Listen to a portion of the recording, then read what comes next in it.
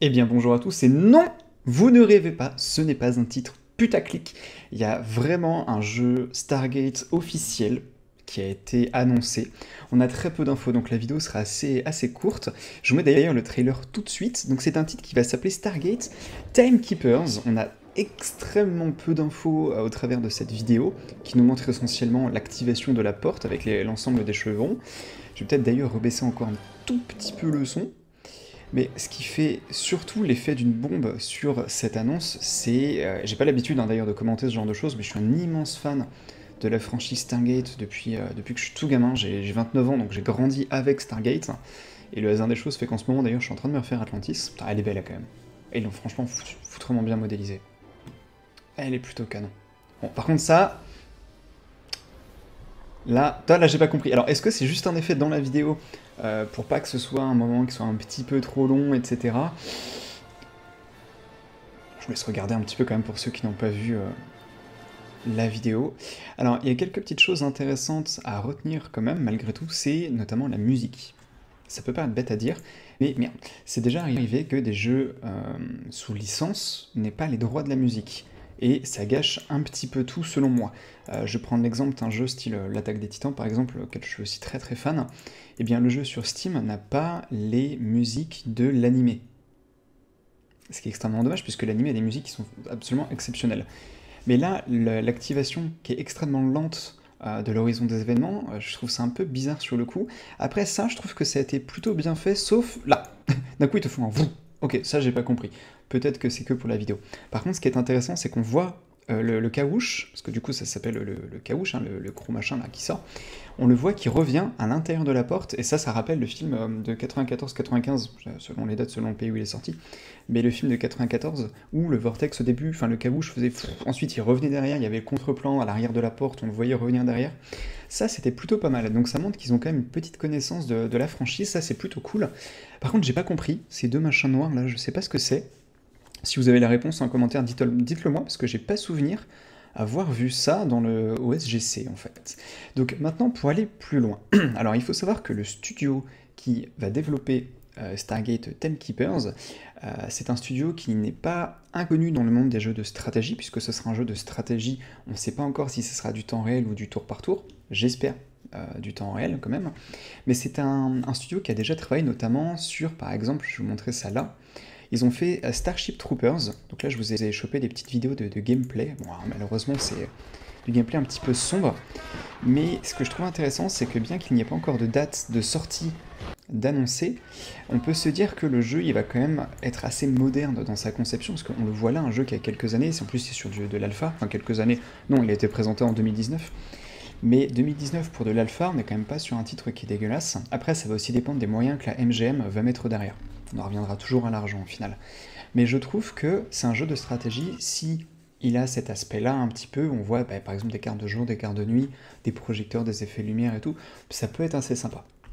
Moi ce que j'aimerais, puisque c'est aussi un studio qui a travaillé justement sur Battlestar Galactica, de cette façon-là, ce que j'aimerais à la limite, puisque Stargate c'est autant les épisodes où ils sont sur des planètes, ils font de l'exploration, etc., autant des épisodes où il y a des batailles spatiales malgré tout, encore plus dans Atlantis d'ailleurs, et sans parler d'univers d'ailleurs.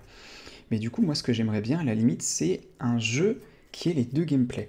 Un peu dans ce qu'on peut retrouver sur Star Wars Battlefront, où on a un mode de jeu dans lequel on commence sur la planète, et quand on a une des deux équipes arrive à un certain nombre de points, eh bien ils prennent des transports et ils vont attaquer les vaisseaux mers qui sont en orbite, enfin les vaisseaux mers, les gros cuirassés, les gros croiseurs qui sont en orbite pour essayer d'empêcher l'attaque sur la planète. Donc ça permet d'avoir des parties qui sont en deux temps, avec deux cartes différentes. C'est ma théorie perso, j'aimerais bien que ce soit comme ça pourrait permettre de varier un petit peu, puisque j'ai du mal à comprendre comment la porte des étoiles va pouvoir s'intégrer vraiment dans le jeu, d'un point de vue pratique. Alors après, ça peut toujours être une porte qui est là comme une zone à défendre. Par exemple, dans une campagne, vous avez une base, il y a une porte à fortifier, enfin, et la porte des étoiles, il faut la protéger parce qu'il y a une attaque des Goa'uld et autres. À la limite, ça peut être utilisé que ça. Mais j'ai du mal à voir sur le plan tactique, d'un point de vue réel, dans l'utilisation, comment elle peut être utilisée. Parce qu'on peut pas mettre deux portes sur la même planète, c'est pas logique. Alors après, peut-être qu'ils vont faire un système qu'on va voir d'ailleurs, mais Théorie perso encore, attention, hein. Il y a des jeux, j'en sais rien, vous prenez des Age of Empires, des jeux comme ça, où il y a des cartes, par exemple des cartes de 8 joueurs, alors que vous êtes que 2, donc ce sont des cartes qui sont très grandes, mais qui ont des côtés un peu archipel, vous savez, il y a plein de petites îles. Eh bien, admettons qu'on réalise une carte qui est comme ça, mais chaque île a son design qui est propre, c'est enfin, des îles assez petites en fait, admettons, c'est des îles qui sont faites pour un 2 contre 2 par exemple, donc un joueur seul, il aurait de la place, sauf qu'en fait tu as une porte sur chaque île qui représenterait plus ou moins chaque planète, à la limite. Et après, c'est sur la mini-carte qu'il faudra adapter ça pour n'afficher que la carte sur laquelle tu es, ou les cartes sur lesquelles tu es. Ça, à la limite, ça pourrait rajouter ce côté tactique à la porte et puis permettre voilà, d'avoir des joueurs qui l'utilisent et pas juste des points à défendre en capture de zone. Et d'ailleurs, au niveau du synopsis, donc là je suis sur le site Gateworld, j'ai pas trouvé le communiqué officiel. Alors il faut savoir que sur Stargate d'ailleurs, il y a eu très peu de jeux dessus. Il y en a eu mais il y en a eu très peu. Moi je me rappelle que je m'étais fait piner mais comme pas possible à l'époque, quand j'étais gamin sur Game Boy Color, j'avais eu un jeu Stargate, et en fait c'était un genre de jeu de puzzle, j'ai jamais compris le jeu. Le vendeur il avait rien compris non plus quand je lui ai ramené, enfin bref. Il y avait eu Stargate Resistance sur PC qui était un FPS qui était sorti un peu genre à l'arrache, puisqu'il y avait le développement du MMORPG Stargate Worlds à l'époque, qui a fail d'ailleurs, parce qu'il y a eu des détournements de fonds et des conneries comme ça. Donc comme le jeu prenait du retard, ils ont sorti Stargate Resistance. Malheureusement, les serveurs ont été déconnectés, le jeu n'était pas resté en ligne très longtemps. Pour vous dire, j'ai même pas eu l'occasion de l'essayer. J'ai eu plein de vidéos, j'ai un pote qui l'a essayé, mais moi j'ai jamais eu l'occasion de l'essayer. Il y avait Stargate Unleashed sur iOS, peut-être sur Android aussi, mais moi j'avais joué sur iOS, c'était naze. Franchement, j'étais hyper déçu. C'était un peu les jeux contemplatifs au mais on n'agit pas grand chose, c'est un peu des jeux avec je sais plus comment ça s'appelle, vous savez, il faut juste appuyer sur un bouton au bon moment, enfin, c'était pas intéressant en fait. Et là, justement, dans le synopsis de ce jeu, donc il va se passer après l'attaque d'Anubis, où il y a eu la défense du point de l'Antarctique, etc. Et donc en fait, le synopsis, c'est la commandante Eva McCain et son équipe qui sont chargés de soutenir SG-1 contre la flotte d'Anubis. Donc au lendemain de la bataille, McCain et son équipe feront face à une aventure épique qui explore plusieurs lieux originaux. Et dans Stargate Timekeepers, les joueurs voyageront à travers le temps et l'espace, sauveront les civils des menaces de leurs seigneurs, sauveront leurs amis et alliés du danger, et bien plus encore. Ça veut tout et rien dire, c'est pas grand chose. Moi, tout ce que j'espère, là d'ailleurs on voit des captures d'écran du jeu Battlestar, tout ce que j'espère, c'est que Battlestar ayant été un jeu qui était plutôt bien accueilli à l'époque, que c'est le premier jeu Stargate depuis extrêmement longtemps, et là ça sera vraiment le premier jeu avec vraiment de l'intérêt, vraiment ils vont mettre les moyens. J'espère que vraiment ça va être quelque chose d'épique et que ça va pas faire l'effet d'un pétard mouillé où le jeu il va être bâclé, il va encore y avoir des problèmes en interne, il va y avoir des détournements de conneries de ceci, la MGN qui va pas encore foutre la merde sur un truc parce que c'est les spécialistes, hein. Pour flinguer la licence Stargate, c'est des champions. Donc j'espère que le jeu sera à la hauteur des maigres attentes que je peux en avoir pour le moment. Je me fais pas trop d'illusions. Je garde quand même à l'esprit que les faux espoirs, on en a eu plein. Je me rappelle aussi d'un jeu PlayStation qui avait été annulé alors que le jeu était quasiment... Oh non, il était fini d'ailleurs. Le jeu était fini, c'est juste qu'ils n'ont pas trouvé le studio pour le publier, pour le mettre en ligne après, et du coup, voilà, super. Hein. Il y avait les vidéos, il y avait les trailers, il y avait les teasers, il y avait, je me rappelle, les magazines de jeux vidéo à l'époque qui en parlaient. J'étais un gamin, mais t'avais les planètes. C'était dommage, parce que là, aujourd'hui, si vous voulez jouer à un truc Stargate, c'est généralement des modes dans des jeux vidéo. Il y a les modes de Phoenix Interactive, par exemple, sur Homeworld 2 Remaster, qui est plutôt pas mal, même s'il y a quelques bugs, je le trouve plutôt intéressant.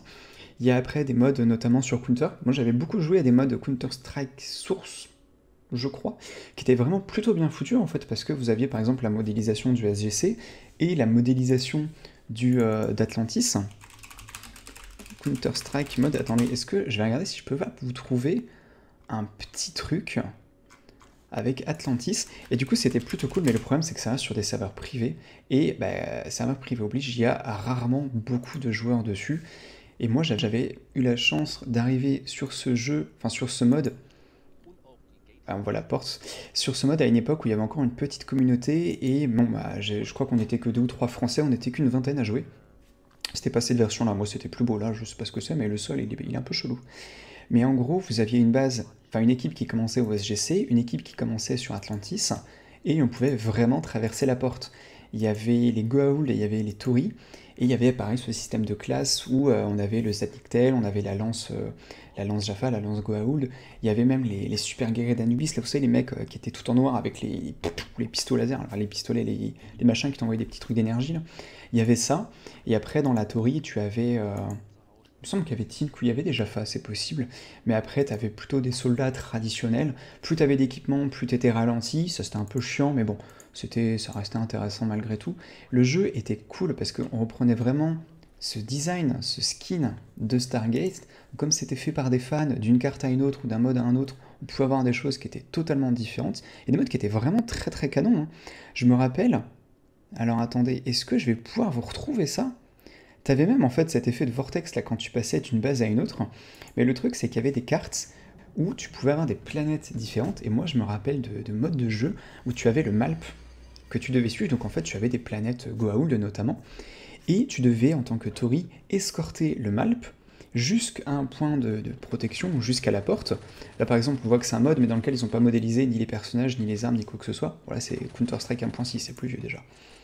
Mais il y a ça, il y avait les planètes emblématiques, il y avait Abydos, parce que c'est pareil, il y avait l'attaque d'Abydos et puis du SGC. Enfin, il y avait vraiment pas mal de trucs. Donc, si vous êtes toujours joueur de Counter à la limite et que vous avez toujours des serveurs qui sont sous coude, qui sont opérationnels, n'hésitez pas, hop, à les mettre en commentaire, à en parler un petit peu, à faire tourner l'info. Ça serait cool qu'entre fans, on puisse avoir comme ça une petite communauté sur laquelle jouer en attendant d'avoir plus d'infos sur Stargate. Comment il s'appelle, Timekeepers. En attendant, si jamais il y a plus d'infos qui tombent, je referai une vidéo parce que vraiment je suis hyper fan de la franchise Stargate et j'ai hâte d'avoir plus de contenu. Et sur ce, moi je vous dis à très très bientôt pour de nouvelles news. Allez, salut tout le monde!